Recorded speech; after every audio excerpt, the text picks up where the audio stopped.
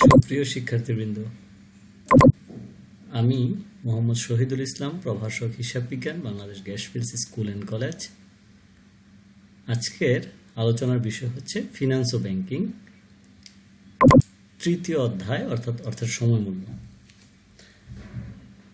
অর্থের সময় মূল্য হচ্ছে সময় পরিবর্তনের সাথে সাথে অর্থের মূল্যের বা মানের যে পরিবর্তন ঘটে সেটি হচ্ছে অর্থের সময় মূল্য। অর্থাৎ আজকের একটা নির্দিষ্ট পরিমাণ টাকা একটা নির্দিষ্ট সময় পর একই থাকবে না। কেন থাকবে না সেটাই হচ্ছে, সেই বিষয়টাই হচ্ছে অর্থের সময় মূল্য। আজকে আমরা এই আলোচনা থেকে যা যা শিখব সেটা হচ্ছে অর্থের সময় মূল্য, অর্থের সময় মূল্যের প্রকারভেদ, অর্থের সময় মূল্যের নির্ধারক সমূহ, অর্থের সময় সুদ এবং সুদের প্রকারভেদ, অর্থের সময় বর্তমান মূল্য বলতে কি বুঝো, ভবিষ্যৎ মূল্য কি, বর্তমান ও ভবিষ্যৎ মূল্যের মধ্যে পার্থক্য এবং সময় পছন্দনীয়তার কারণ। চলো দেখি অর্থের সময় মূল্য কাকে বলে। কি বলেছি? সময় পরিবর্তনের সাথে সাথে অর্থের মূল্যের বা মানের যে পরিবর্তন ঘটে সেটি হচ্ছে অর্থের সময় মূল্য। এই যে সময় পরিবর্তনের সাথে সাথে অর্থের মানের বা অর্থের মূল্যের যে পরিবর্তন ঘটে তাকে অর্থের সময় মূল্য বলা হয়। অর্থাৎ আজকের 100 টাকা 1 বছর পরের 100 টাকার সমান নয়। সময় পরিবর্তনের কারণে অর্থের এই পরিবর্তনকেই অর্থের সময় মূল্য বলা হয়। অর্থাৎ কেন এই যে আজকের 100 টাকা 1 বছর পরের 100 টাকার সমান নয়, কেন এই কেন নয় সেই বিষয়টাই হচ্ছে অর্থের সময় মূল্য। আমি যদি একটা উদাহরণ দিই যে আজকে তোমার বাবা তোমাকে 500 টাকা দিয়েছে একটা শার্ট কেনার জন্য। তুমি এই 500 টাকা দিয়ে আজকে একটা শার্ট না কিনে টাকাটা রেখে দিলা, 2 বছর পর শার্টটা কিনবা। 2 বছর পর কি সেম শার্টটা তুমি 500 টাকায় কিনতে পারবা? না, 2 বছর পর সেম শার্টটা 500 টাকার চেয়ে বেশি হবে। এই যে দামের পরিবর্তন ঘটলো, বাড়লো। আবার আজকের 100 টাকা তুমি কোথাও রেখে দিলা, যদি তুমি বাসায় রেখে দাও 100 টাকা 100 টাকাই হয়ে যাবে, থাকবে 2 বছর পর। কিন্তু যদি তুমি 100 টাকা ব্যাংকে রাখো তাহলে 2 বছর পর ব্যাংক তোমাকে কি দিবে? ব্যাংক তোমাকে প্রফিট বা সুদ যেটাই বলো সেটা দিবে। দেওয়ার পর 2 বছরে তোমাকে আরো কিছু টাকা সাথে অ্যাড করে তোমাকে বাড়তি টাকা দিবে। এটাই হচ্ছে অর্থের সময়মূল্য। চলো দেখি আমরা অর্থের সময়মূল্যের প্রকারভেদ। অর্থের সময়মূল্যকে প্রধানত 2 ভাগে ভাগ করা হয়, যথা অর্থের বর্তমান মূল্য আর একটা হচ্ছে কি অর্থের ভবিষ্যৎ মূল্য। অর্থাৎ আজকের যে মূল্যটা সেটাই হচ্ছে অর্থের বর্তমান মূল্য, আর একটা নির্দিষ্ট সময় পরের যে মূল্যটা সেটা হচ্ছে অর্থের ভবিষ্যৎ মূল্য। এখন আমরা দেখব অর্থের সময় মূল্যের নির্ধারকগুলো।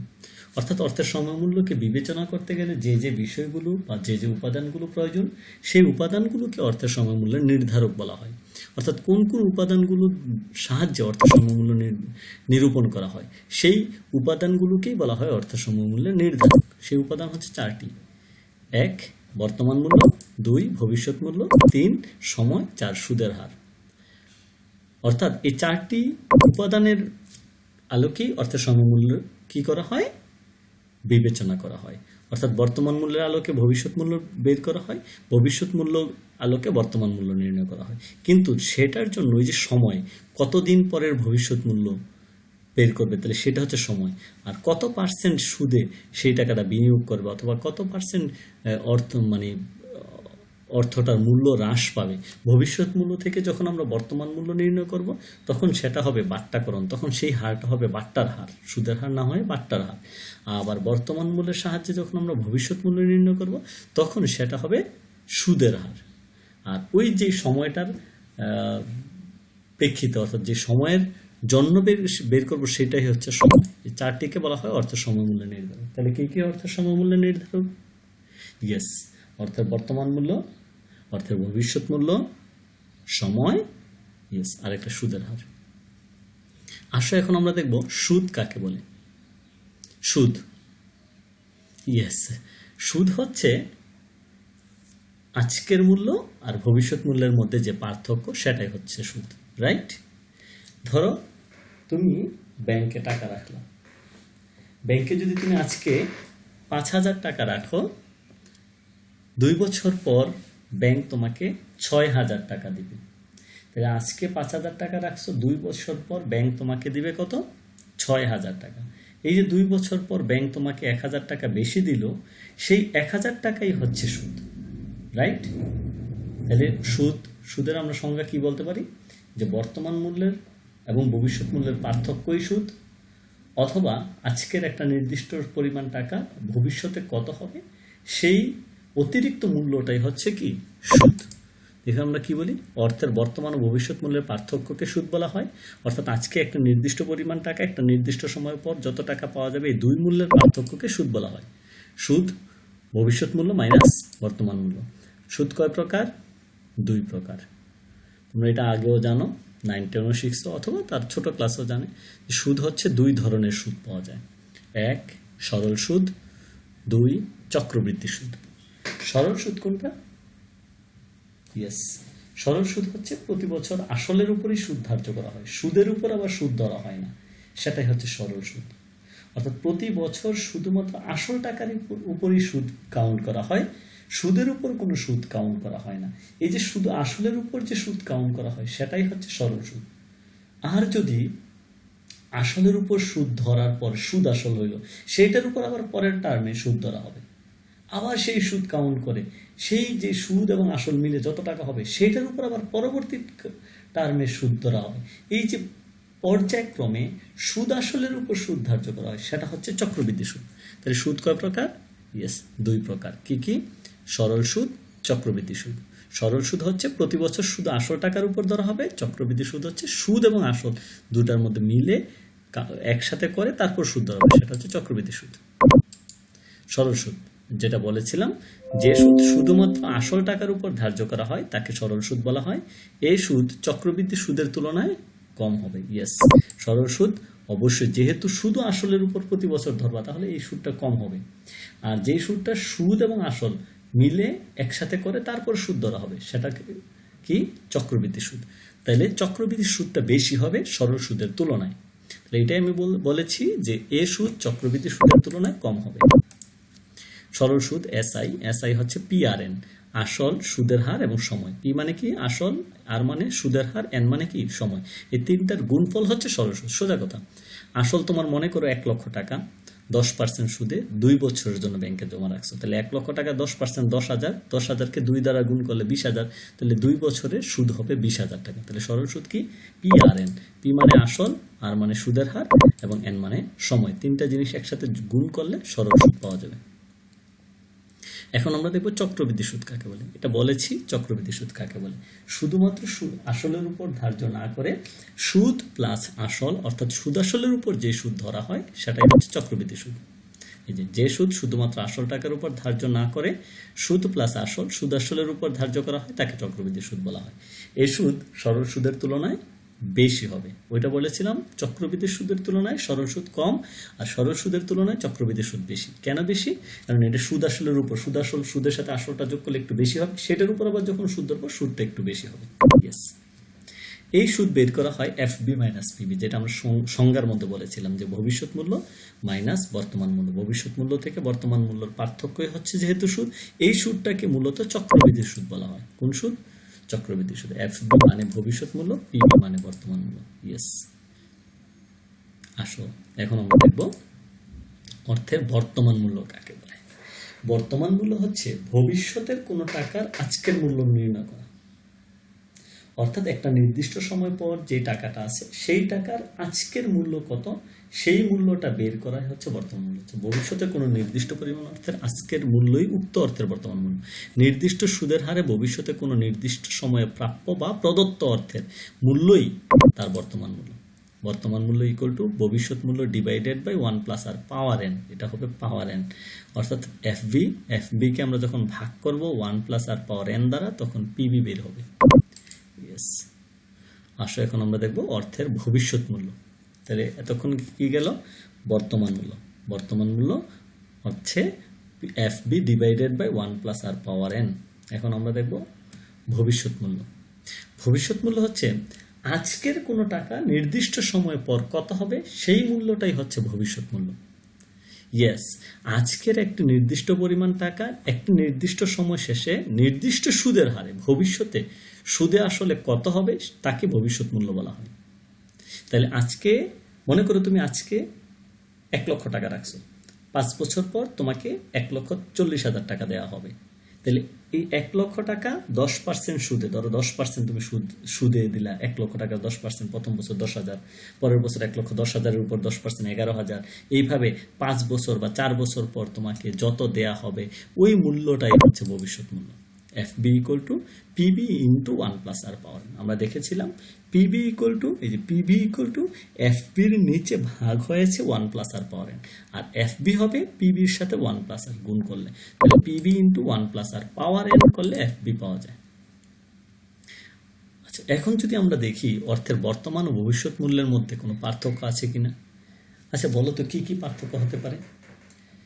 ইয়েস, বর্তমান মূল্যের সংজ্ঞা, ভবিষ্যৎ মূল্যের সংজ্ঞা। আমরা যদি সংজ্ঞা বলি তাহলে তাহলে 1 নম্বর কি পার্থক্য, সংজ্ঞাগত পার্থক্য। বর্তমান মূল্যের সংজ্ঞা এবং ভবিষ্যৎ মূল্যের সংজ্ঞা অলরেডি আমরা দেখেছি যে আজকের এক নির্দিষ্ট পরিমাণ টাকা ভবিষ্যতে কত হবে সেটা হচ্ছে ভবিষ্যৎ মূল্য, ভবিষ্যতের একটা নির্দিষ্ট পরিমাণ টাকার আজকের মূল্য হচ্ছে বর্তমান মূল্য। তো এই দুটার পার্থক্য একটা হলো ধারণাগত। বর্তমান মূল্যকে বলা হয় বাট্টাকরণ ধারণা, আর ভবিষ্যৎ মূল্যটা হচ্ছে চক্রবৃদ্ধিকরণ ধারণা। তাহলে ভবিষ্যৎ মূল্য নির্ণয় করা হচ্ছে চক্রবৃদ্ধিকরণ ধারণা, আর বর্তমান মূল্য নির্ণয় করাকে বলা হয় বাট্টাকরণ ধারণা। পছন্দ, সবাই কোন মূল্যটাকে পছন্দ করবে। মনে করো দুই মূল্য সমান, তাহলে তুমি কোন মূল্যটা পছন্দ করবে। ইয়েস, সবাই বর্তমান মূল্যটাকে পছন্দ করবে। যদি দুই মূল্যই সমান হয় তাহলে সবাই বর্তমান মূল্য, বর্তমান সময়েরকেই সবাই পছন্দ করবে। আর ভবিষ্যতে কি একটা কথা আছে না যে নগদ যা পাও হাত পেতে নাও, বাকির খাতা শূন্য থাক। অর্থাৎ সবাই বর্তমানে যা পাও সেটাই নাও, ভবিষ্যতেরটা পরে কি হবে না হবে সেটা পরের বিষয়। কিন্তু যদি দুই মূল্যের মধ্যে চেঞ্জ আসে তাহলে পছন্দের ব্যাপারটা ভিন্ন হবে, কিন্তু দুই মূল্য যদি সমান হয় সবাই বর্তমান মূল্যটাকে পছন্দ করবে। উদ্দেশ্য, ভবিষ্যতের মূল্য নির্ণয় করা হচ্ছে ভবিষ্যৎ মূল্যের উদ্দেশ্য, আর বর্তমান মূল্য নির্ণয় করা হচ্ছে বর্তমান মূল্যের উদ্দেশ্য। বিবেচ্য বিষয়, বর্তমান মূল্য নির্ণয় করতে গেলে কি কি বিষয় বিবেচনা করতে হয়। আমরা অর্থের সমমূল্যের নির্ধারক কয়টা শিখেছিলাম, 4টি। ইয়েস, বর্তমান মূল্য, ভবিষ্যৎ মূল্য, সময় এবং সুদের হার। যদি আমরা বর্তমান মূল্য বের করি তাহলে বিবেচ্য বিষয় হবে ভবিষ্যৎ মূল্য, সুদের হার এবং সময়। আর ভবিষ্যৎ মূল্য বের করতে গেলে বিবেচ্য বিষয় হবে উল্টা 3টা, বর্তমান মূল্য, সময় এবং সুদের হার। সূত্রগুলো তো অলরেডি আমরা আগের ইয়াতে দেখাইছি। সূত্রগুলো কি কি, এই যে এটা হচ্ছে ভবিষ্যৎ মূল্যের সূত্র আর এটা হবে বর্তমান মূল্যের সূত্র। ইয়েস, এই গেল আমাদের পার্থক্য, বর্তমান ও ভবিষ্যৎ মূল্যের মধ্যে পার্থক্য কয়েকটি। আসো এখন আমরা দেখব অর্থের সময় পছন্দনীয়তার কারণ। তাহলে আমরা পার্থক্য দেখলাম, বর্তমান মূল্য কাকে বলে শিখলাম, ভবিষ্যৎ মূল্য কাকে বলে শিখলাম, তাদের মধ্যে পার্থক্য শিখলাম। এখন আমরা শিখব অর্থের সময় পছন্দনীয়তার কারণগুলো কি কি।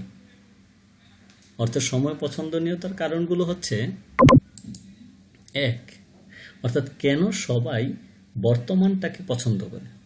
ভবিষ্যৎ মূল্যের তুলনায় বর্তমান মূল্যটাকে কেন সবাই অগ্রাধিকার দেয়, অর্থাৎ বর্তমান সময়কে কেন সবাই পছন্দ করে, সেই কারণ এখন আমরা দেখব।